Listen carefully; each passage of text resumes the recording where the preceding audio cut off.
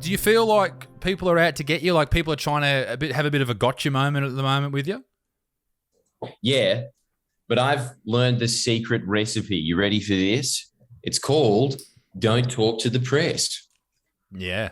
That's the way that you get around it. It's such a glitch in the matrix. I think it's just if you're usually a public figure, you're always looking for some kind of promotion in one of the traditional papers and or television shows. But every time they ever come knocking to me, I just know that they're looking for some way to trip me up and attack me. That's the name of the game.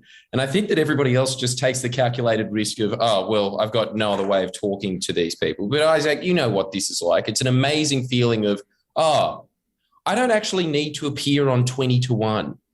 100%. You know, absolutely. Absolutely. Could you imagine, like... In fact, it's like a step down a bit. It's kind of just you're collabing with 9. I've got a good mate of mine who was on a lot of reality TV shows, and he's sort of like, I'm trying to get him to do content online, and whatever it happens to be about. He was on Married at First Sight. Ryan Gallagher's his name. And I've been into him about it. I said, mate, you got to do it. And he's like, no, I'm just waiting for some more traditional roles, more traditional. I was like, don't. It's a bad move. It's not, the early 2000s or even the 2010s anymore. You need to be diversifying and finding a way to find your own audience rather than relying on some shit TV show that no one gives a fuck about.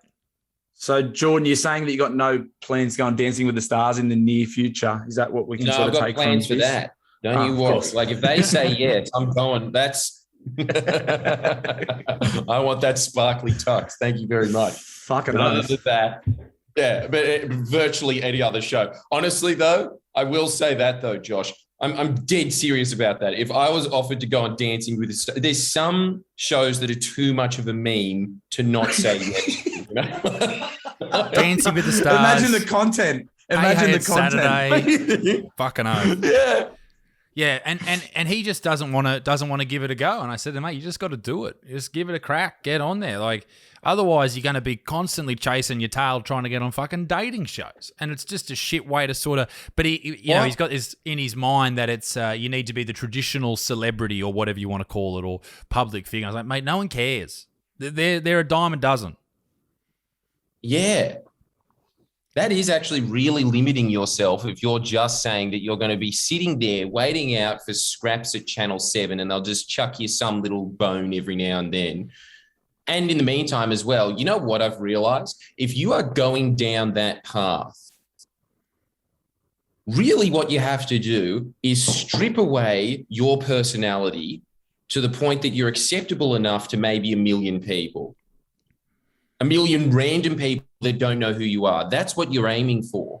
So as you said, you've completely created this scenario where you're at the mercy of these companies that can just flick you out in a second and you have no recourse after that because they're not really tuning in for you. They're tuning in for the institution. Whereas if you go there and create something using your own personality, it's a take me or leave me scenario that YouTube has invented. That's always just, you're there.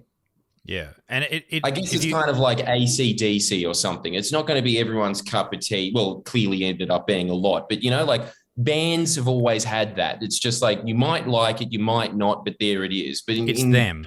Yeah. It's them. Obviously they have an interchange on mainstream TV or radio. They just interchange people in and out. And when you do that on YouTube or online, it doesn't work. If you look at, I can't remember his name, but he did Equals 3 on.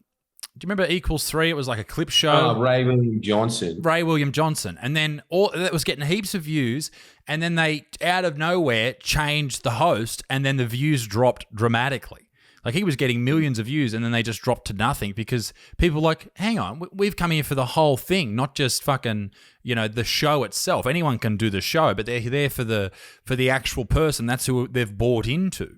Like if you post it on your YouTube channel tomorrow, someone else talking about the Liberal government, sure, some people would join in, but most people would be like, what is this? I don't understand what's happening. That drop was incredible.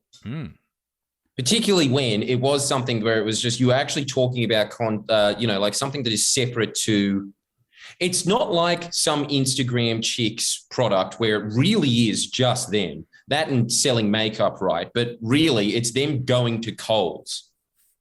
That's their product. But when you're talking about something like Ray William Johnson, that is odd. You would expect that person would be interchangeable.